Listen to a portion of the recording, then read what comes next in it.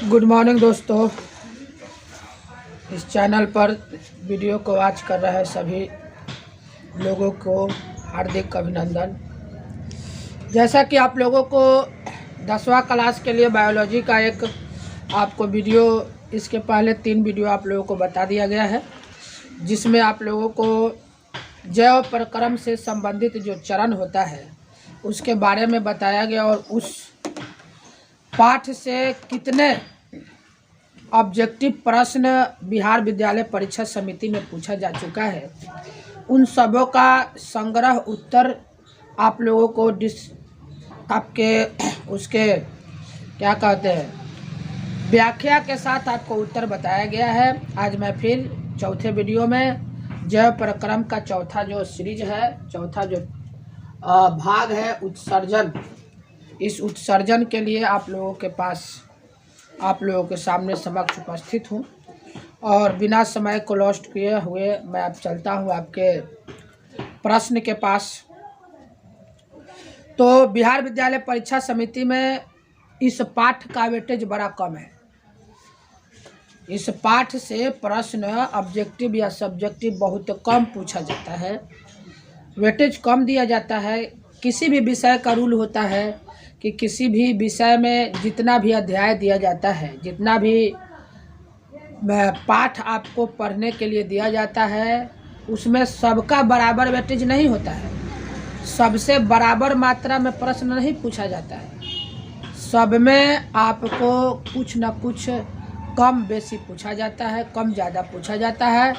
इसी प्रकार ये जो उत्सर्जन पाठ है, इससे बड़ा कम क्वेश्चन पूछा जाता है। फिर भी जो बातें बिहार विद्यालय परीक्षा समिति में पूछी गई है, उन सारी बातों को मैं आप लोगों के सामने रख रहा हूं। आशा करता हूं कि आप वीडियो को देखेंगे तो आपको 100% साइंस की बायोलॉजी में जितने भी प्रश्न आएंगे आप उसको बना पाएंगे। सबसे पहला कहता है कि प्रोटोजोआ उत्सर्जी पदार्थों का निष्कासन कैसे करता है। प्रोटोजोआ एक सूक्ष्म जीव है, उसी का पूछ रहा है कि उत्सर्जन कैसे करता है। तो कोई भी सूक्ष्म जीव एक कोशिकीय होता है, उसका उत्सर्जन विसरण विधि द्वारा होता है, तो इसका सही उत्तर विसरण विधि होगा। कहता है कि मानव का प्रमुख उत्सर्जी अंग निम्नलिखित में कौन है। तो मानव का सबसे प्रमुख उत्सर्जी अंग वृक्क होता है, जिसे किडनी, गुर्दा अनेक नामों से जाना जाता है, लेकिन विज्ञान की भाषा में किडनी बोला जाता है, वृक्क बोला जाता है। सजीव जीवधारियों द्वारा किस प्रकार का नाइट्रोजन पदार्थ कचरा का उत्सर्जन किया जाता है। मतलब कि सजीव पदार्थ के शरीर से कौन सा पदार्थ ऐसा उत्सर्जित किया जाता है जिसमें नाइट्रोजन पाया जाता है। तो आपके ऑप्शन के अनुसार अमोनिया, यूरिक अम्ल, यूरिया, ये सब है। अमोनिया भी होता है, यूरिया भी होता है, यूरिक अम्ल भी होता है, सब होता है। तो सभी में उत्तर मारेंगे इसका। पौधे में उत्सर्जित पदार्थ, मतलब जीव जंतु की अपेक्षा पौधे जो होते हैं बहुत कम उत्सर्जन करते हैं, यानी उससे अपशिष्ट पदार्थ बहुत कम निकलता है। तो उत्सर्जित अपशिष्ट पदार्थ बहुत कम निकलता है, लेकिन कुछ है। तो क्या है? तो ऑप्शन में है गोंद, टैनिन, रेजिन, इनमें से सभी। तो ये 3 जो बात लिखा गया, गोंद, टैनिन, रेजिन इत्यादि, तो ये सारी चीज़ें पौधे का उत्सर्जित पदार्थ है, इसलिए सभी उत्तर होंगे। मनुष्य में वृक्क में निम्नलिखित में से किससे संबंधित है। मतलब मनुष्य का वृक्क क्या करता है, किससे संबंधित है। तो मनुष्य का वृक्क ऑप्शन है पोषण, श्वसन, परिवहन, उत्सर्जन। तो मनुष्य का वृक्क उत्सर्जन करता है। निम्न में से कौन सा वृक्क की रचनात्मक एवं क्रियात्मक इकाई है। बहुत इंपॉर्टेंट क्वेश्चन है, आपको बहुत बार पूछा जा चुका और इम्पोर्टेंट है कि वृक्क की रचनात्मक और क्रियात्मक या संरचनात्मक इकाई क्या है। तो सही उत्तर रखेंगे याद कि इसका न्यूरॉन है, नेफ्रॉन है। और तंत्रिका उत्तक नाम दोनों सेम है, प्रश्न अलग अलग है कि वृक्क की क्रियात्मक और संरचनात्मक इकाई जो होता है वो नेफ्रॉन होता है, नेफ्रॉन। और तंत्रिका जो क्रियात्मक और संरचनात्मक इकाई होता है वो होता है न्यूरॉन। इसमें बात में फर्क रखिएगा। फिर कहता है कि मानव की निम्न में कौन उत्सर्जी अंग है। तो निम्नलिखित में कौन उत्सर्जी अंग है। तो ऑप्शन है वृक्क, आमाशय, आँख, इनमें से कोई नहीं। तो वृक्क ही उत्सर्जी अंग है। निम्न में कौन वृक्क की रचनात्मक हो गया? मानव की डायलिसिस थैली, मानव के शरीर में डायलिसिस कौन करता है? तो डायलिसिस क्या है? तो एक क्रिया है जिससे ब्लड को शुद्ध किया जाता है। तो मानव के शरीर में जो शुद्ध करने का जो डायलिसिस थैली है वह वृक्क होता है। कृत्रिम वृक्क किन अपशिष्ट पदार्थों को रुधिर में से अववहन द्वारा पृथक करता है? नाइट्रोजन, कार्बन, ऑक्सीजन इत्यादि। तो कृत्रिम वृक्क हो या आपका शरीर का वृक्क हो, कोई भी वृक्क मानव शरीर से नाइट्रोजन की जो उत्पाद होता है, नाइट्रोजन का जो अपशिष्ट पदार्थ होता है उसी को वह उत्सर्जन करता है। मानव गुर्दे का आकार कैसा होता है? बहुत इंपॉर्टेंट क्वेश्चन है कि मानव के गुर्दे का आकार कैसा होता है? तो मानव के गुर्दे का आकार जो होता है, एक हम लोगों के यहाँ सेम सब्जी होता है, सेम उसी के जैसा बीज होता है, सेम का जो बीज होता है, सेम गुर्दे का आकार, रंग सब वैसा ही होता है। निम्न में कौन हेटेरोक्रांत ग्रंथि है? तो यकृत। मानव मूत्र में यूरिया का प्रतिशत मात्रा, तो मानव मूत्र में यूरिया का प्रतिशत मात्रा मतलब कि 96, मानव मूत्र में तो 96% जल ही होता है, लेकिन 4% में 2% यूरिया होता है और 2% कार्बनिक पदार्थ होता है। तो 2% इसका उत्तर होगा। ऑब्जेक्टिव क्वेश्चन इतना ही पूछा गया है। इसके बाद कहता है कि मानव के 2 उत्सर्जी पदार्थों का नाम बताइए। मानव शरीर से जो उत्सर्जी पदार्थ होता है तो उसका 2 नाम बताना है। तो आप यूरिया लिख सकते हैं, यूरिक अम्ल लिख सकते हैं, 2 लिख सकते हैं।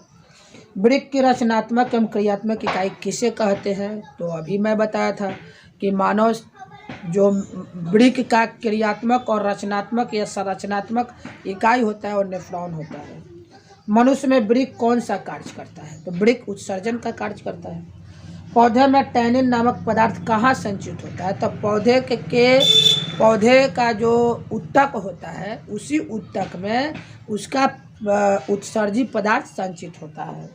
वृक्क किस तंत्र का एक भाग है? तो वृक्क जो है किस तंत्र का एक भाग है? तो उत्सर्जन तंत्र का भाग है।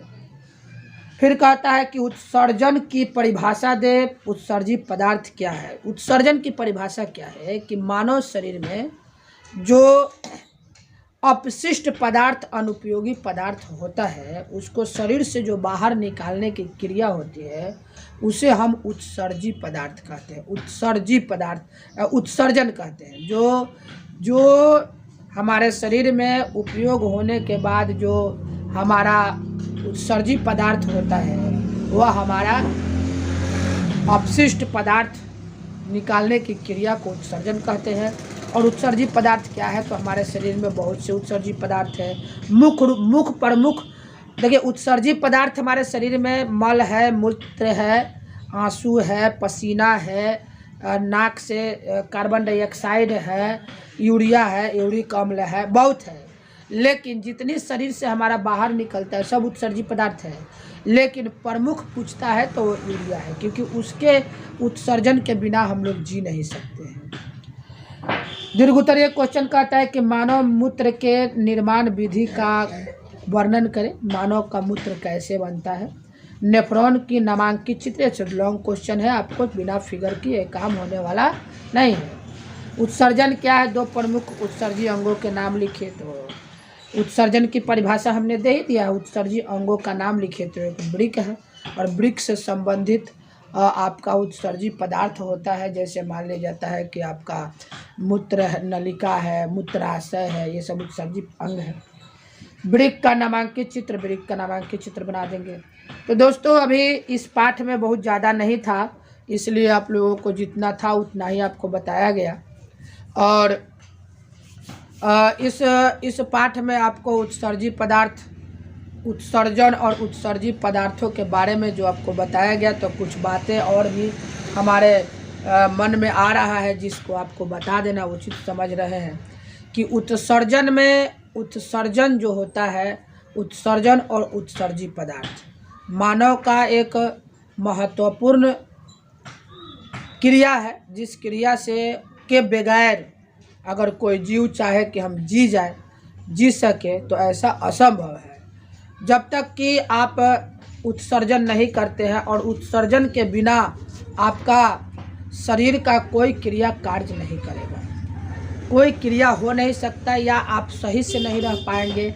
अब मान लीजिए कि थोड़ा सा आपको बता दें कि आपके शरीर में जो वृक्क होता है प्रमुख उत्सर्जी पदार्थ है, तब प्रमुख उत्सर्जी पदार्थ जो है वृक्क, उस वृक्क से क्या होता है तो ब्लड उससे गुजरता है और जो हम लोग जल ग्रहण करते हैं, हम लोग जल जो पानी जो पीते हैं उस पानी में होता है यह कि पानी हमारे ब्लड से मिल करके और उससे गुजरता है। उस पानी को छान करके उसमें जितनी भी यूरिया है, यूरिक अम्ल है इत्यादि ये सब जो चीज़ें हैं उनको शरीर से पेशाब के माध्यम से बाहर निकाल देता है।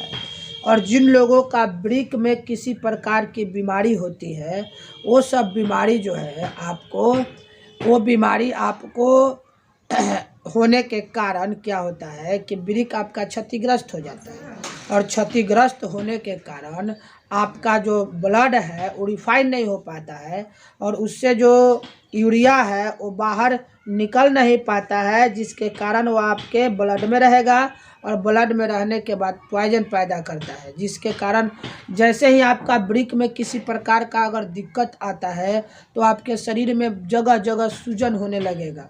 आपको आपके श्वसन तंत्र, आपके परिवहन तंत्र, आपके भोजन इत्यादि बहुत सी बातों में आपको क्या होगा कि आपके दिक्कत महसूस होने लगेगा क्योंकि आपका ब्लड रिफाइन नहीं होता है। एक और बात बता दें कि ब्लड का 3 काम होता है। ब्लड के 3 वृक्क के उत्सर्जन में 3 पार्ट होते हैं, ग्लोमेरुलर फिल्ट्रेशन, ट्यूबर प्रोडक्शन और टिलवर समन। ये 3 प्रकार की क्रिया होती है जिसमें आपको रह जाता है। तो विद्यार्थियों आपको इस पाठ, ये छोटा था, मैं पहले ही बता दिया था कि इसमें ज़्यादा इस पाठ से वेटेज नहीं दिया जाता है, बहुत कम वेटेज दिया जाता है। तो अब फिर हम लोग मिलेंगे अगले वीडियो में। धन्यवाद।